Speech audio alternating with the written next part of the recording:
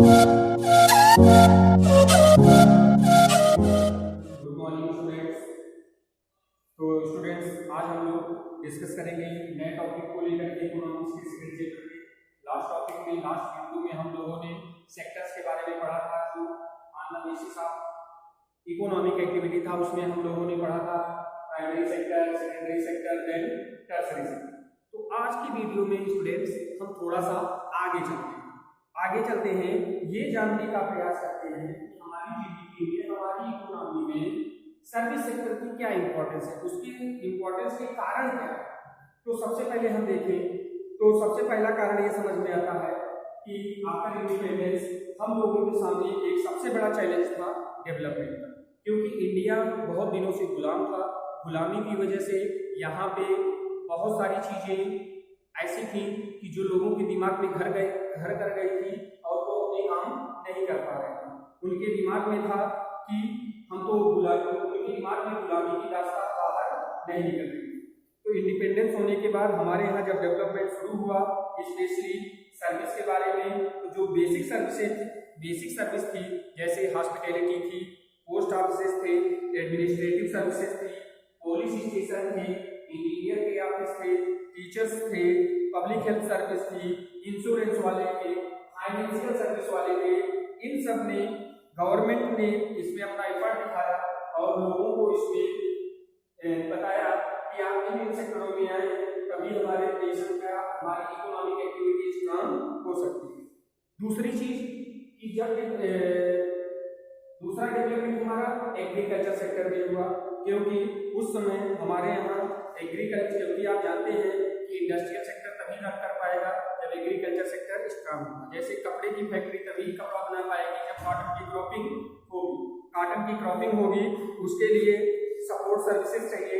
Support services कैसा कि जैसे अच्छी कैटेगरी का कॉटन होना चाहिए, उस कॉटन से थ्रेड बने, थ्रेड से वेविंग की जाए और उसके बाद वो कपड़ा बनता है। तीसरी चीज कि हर व्यक्ति की पर्सनल इनकम कैसे, जब हर व्यक्ति के पास जॉब होगी, वो कुछ काम करेगा, काम करने के बाद ही उसको कुछ ना कुछ सैलरी मिलेगी। सबसे ज्यादा इंपॉर्टेंस टर्सरी सेक्टर में आईटी सेक्टर का है। आईटी सेक्टर आज सबसे फेमस, सबसे ज्यादा ग्लोबल हो चुका है, क्योंकि इसमें सारे लोग वर्क करना चाहते हैं। इसमें पैसा ज्यादा है, इसके अलावा टूरिज्म है, मेडिकल टूरिज्म है, रूरल टूरिज्म है, वेलनेस टूरिज्म है। इन सब में भी हमारे इम्पोर्टेंस है सर्विस सेक्टर। इसके बाद हम चलते हैं कि शेयर इन एम्प्लॉयमेंट, इसके पे रोजगार कैसे है। अब देखिए, अगर कहीं पे सड़क बन रही है, सड़क बनती है, तो सड़क के बगल में, हाईवेज के बगल में आप देखते हैं नए नए ढाबे खुले रहते हैं, उसमें बहुत सारे लोगों की रोजगार मिलती है। अलग अलग तरीके की दुकानें हैं, उन सारी चीजों में। उसके अलावा लोग अपने नीड के अकॉर्डिंग अपना ऑक्यूपेशन सेलेक्ट करते हैं, जैसे टेलरिंग का काम, डॉक्टर का, बार्बर का, वॉचमैन का, कोबलर का, किसान, सब अपने अपने हिसाब से अपना अपना काम करते हैं। कभी एक किसान बहुत सारे लोगों को रोजगार दे देता है। जैसे किसी के पास ज्यादा पीस ऑफ लैंड है, तो वो अपने यहाँ आवश्यकता से अधिक जब काम हो जाता है, मतलब उसकी क्षमता से ज्यादा काम हो जाता है, तो दूसरे लोगों को काम पे रखता है। तो इस तरीके से देखा जाए तो प्राइमरी सेक्टर हो, चाहे सेकेंडरी सेक्टर हो या टर्सरी सेक्टर हो, सबका अपना अपना इम्पोर्टेंस है। सबने रोजगार को प्रमोट किया, सबने रोजगार की क्रिएटिविटी की। अब इसके अलावा चलिए, इन सब का हमारी जीडीपी में योगदान है, प्राइमरी सेक्टर हो, चाहे सेकेंडरी सेक्टर हो, चाहे टर्सरी सेक्टर। हाँ, किसी में कम हो सकता है, किसी में ज्यादा हो सकता है। अब बात आती है कि how to more generate employment, कैसे क्या करें कि ज्यादा से ज्यादा रोजगार का सृजन हो सके। ज्यादा से ज्यादा रोजगार सृजन के लिए देखा जाए तो एग्रीकल्चर सेक्टर में आजकल क्या है कि बहुत सारे इक्विपमेंट आ रहे हैं, उसके लिए ऑपरेटर चाहिए, हार्वेस्टिंग के लिए, हर मशीन के लिए अलग अलग तरीके के चाहिए।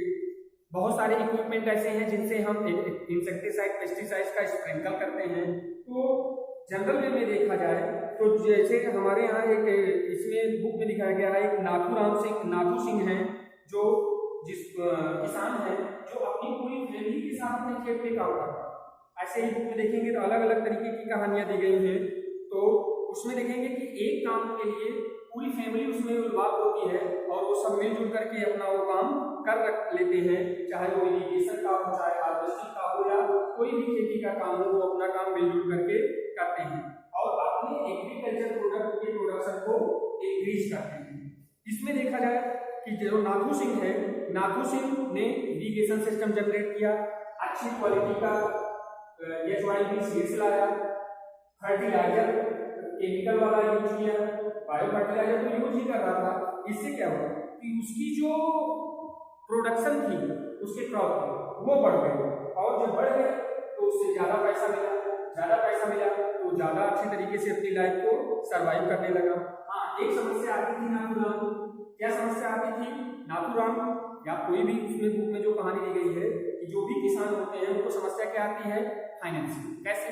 किसानी के जब क्रॉपिंग का टाइम आता है तो क्रॉपिंग के टाइम के समय पे उनको पैसा चाहिए, जुताई के लिए, बुआई के लिए, निराई के लिए, गुड़ाई के लिए, बीज के लिए, खाद के लिए, डिफरेंट टाइप के इंसेक्टिसाइड्स के लिए।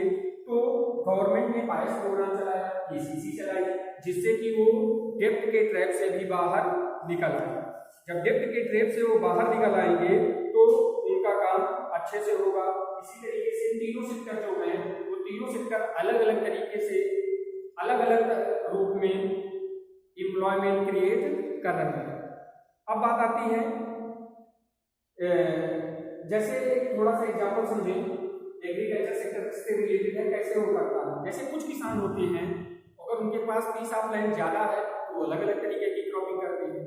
जैसे एक सब्जी उगाने वाला किसान है तो वो क्या कर, उसके पास पीस ऑफ लैंड कम होती है, ह्यूमन पावर ज़्यादा है, 6 लोगों का भरण पोषण करना है, तो टेक्निकल फार्मिंग करता है। कैसे? जैसे उसने सब्जी की खेती कर ली, मतलब तो उसमें उसको पैसा ज़्यादा देता है। भाई अगर वो एक तरीके से गेहूँ अकेले बोएगा तो गेहूँ से अकेले तो उसकी लाइफ चलेगी नहीं। क्यों? क्योंकि उसको रोटी भी चाहिए, चावल भी चाहिए, सब्जी भी चाहिए, दाल भी चाहिए, दूध भी चाहिए, और जो नेचुरल जो अदर नेसेसिटीज हैं वो भी चाहिए। तो अकेले गेहूँ से तो उसकी आवश्यकता पूरी नहीं होगी, उसके लिए उसको अदर इनकम की जरूरत होती है। तो उस अदर इनकम को जनरेट करने के लिए वो क्या करता है, टेक्निकल फार्मिंग करने लगता है। जैसे आपने नाम सुना है कमर्शियल फार्मिंग का, जैसे जिस तरीके से इंटेंसिव फार्मिंग होती थी। अब इसमें देखा जाए तो अगर एक भी किसान अगर सब्जी की खेती कर रहा है तो उसको प्रॉफिट ज्यादा आता है। ऐसे ही जैसे आलू की खेती की जाती है, आलू की खेती 90 से 100 डेज में प्रिपेयर हो जाती है, प्रोडक्ट उसका प्रोडक्शन हो जाता है। उसके बाद वो उसमें गेहूं की खेती कर लेते हैं, क्योंकि आलू ऐसी फसल है कि जो इसकी नीड पूरे साल भर रहती है। हर सब्जी की डिमांड कम हो जाती है लेकिन आलू की डिमांड कम नहीं होती है। इसी तरीके से जॉब्स में देखें अगर तो हेल्थ सेक्टर है, आज इतनी पॉपुलेशन है कि आप जिस भी जगह पे जाएंगे आपको क्राउड मिलेगा, चाहे आप हॉस्पिटल चले जाएं, चाहे स्कूल में चले जाएं, चाहे ट्रांसपोर्ट पे चले जाएं, हर जगह पे जहाँ पे भी जाएंगे हर जगह पे आपको क्राउड मिलेगा। जैसे जब बच्चों को एडमिशन दिलाना होता है तो हमें किस तरीके से लाइनों में लगना पड़ता है, फॉर्म लेने के लिए लाइनों में लगना पड़ता है एडमिशन लेने के लिए। क्यों? क्योंकि उस जगह पे पॉपुलेशन क्राउड ज़्यादा होता है। अब हमारे यहाँ देखा जाए तो एजुकेशन सेक्टर में लगभग 20 लाख जॉब क्रिएशन है। ऐसे ही अदर इंडस्ट्रियों में अलग तरीके की जॉब क्रिएटिंग का काम हुआ है हर सेक्टर। जैसे हमारे यहाँ देखा जाए तो सबसे ज़्यादा जॉब जनरेट करने का काम एग्रीकल्चर सेक्टर के लिए 2005 में एक योजना है। वो योजना क्या थी? नरेगा।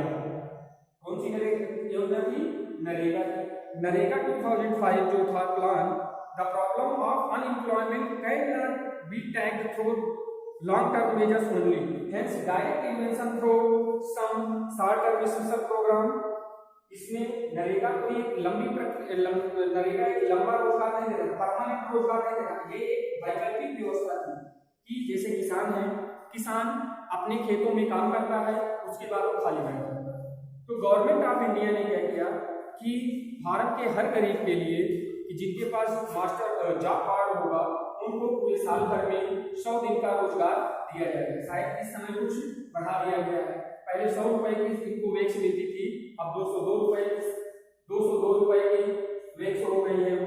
तो तो इस तरीके से उस समय जब ये लॉन्च किया जा रहा था तो इसका बहुत अपोज किया, इसको अपोजिशन के द्वारा अपोज किया जा रहा था। आज करंट टाइम में सबसे ज्यादा हमारी जो रूलिंग पार्टी की गवर्नमेंट है सबसे ज्यादा योगदान नरेगा का ले रही है, क्योंकि नरेगा के थ्रू ये लोगों को इस समय कोरोना के टाइम पे रोजगार दे रही है, इसी के माध्यम से लोगों को रोजगार मिल रहा है।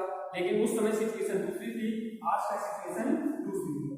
जनरल वे में देखा जाए तो लगभग 30 से 35 करोड़ लोगों को नरेगा के थ्रू जॉब इस समय मिली। अब जो नरेगा था जब ये 2005 में आया तो आगे के बाद सबसे पहले ये 200 जिलों में लागू किया गया। गवर्नमेंट ने टेस्ट किया कि पहले इसको कुछ जिलों में लागू करते हैं, उसके बाद जैसा रिस्पॉन्स रहेगा उसी हिसाब से इसको आगे एक्सटेंड कर दिया जाएगा।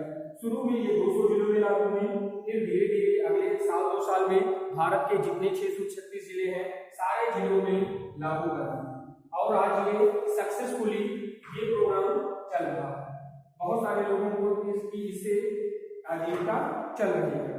बाद में इसी नरेगा का नाम बदल करके मनरेगा कर दिया गया, Mahatma Gandhi national rural employment guarantee act. तो स्टूडेंट्स, इस वीडियो में हम लोगों ने इम्पोर्टेंस के बारे में जाना, सेक्टर्स के कैसे रोजगार के एम्प्लॉयमेंट क्रिएशन होता है और नरेगा के बारे में जाना।